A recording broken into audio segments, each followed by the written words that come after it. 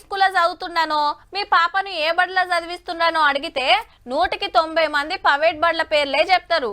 సర్కార్ బడికి తోలితేమాయే అంటే ఆడేవాళ్ళు పట్టించుకోరని కొందరు, మా ఊర్లో బడి ఉన్నది కానీ సార్లే లేరని కొందరు, ప్రైవేట్లనైతే చదువు మంచిగా చెప్తారని ఇంకొందరు, తోటోళ్ళు పంపుతురు కాబట్టే మేం సుత పంపిస్తున్నామని ఇంకా కొందరు చెప్తారు.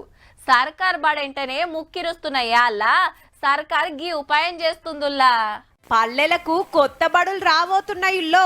మండలానికి 3 పబ్లిక్ ప్రైమరీ స్కూళ్లు 4 ఫౌండేషన్ స్కూల్ చాలు చేస్తే మంచిగుంటదని విద్యా కమిషన్ సర్కార్కు చెప్తే సరే అన్నదట. పబ్లిక్ స్కూల్ల నర్సరీకెంచి ఇంటర్ దాకుంటే ఫౌండేషన్ స్కూళ్లల్లా నర్సరీ నుంచి 2వ తరగతి దాకా అంటే ప్లే స్కూల్ అన్నట్టు.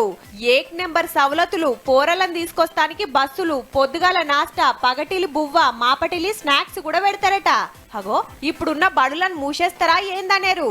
అవ్వవ్వే ఇవ్వివ్వే ఈ ఏడాదిలా ఓ 100 మండలాల్లో చాలు చేసి ఎట్లా నడుస్తుందో చూసినాక అంతటా పెట్టాలనేది ప్లాన్. 4-5 ఎకరాల గట్టే తెలంగాణ పబ్లిక్ స్కూల్లో 1500 నుంచి 1800 మందికే ఛాన్సు.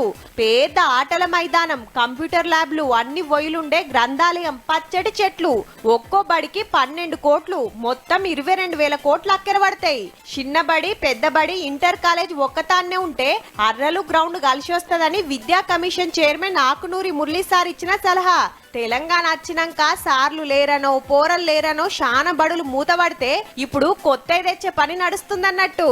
నియంగానే సర్కారీ స్కూళ్ళు ఇంత మంచి సౌలతులతోటి కట్టించిరా అంటే 1000కు 1000 ఫీజులు కట్టి ప్రైవేట్ బళ్ళకు దోలే బాధలు తప్పినట్టే పో.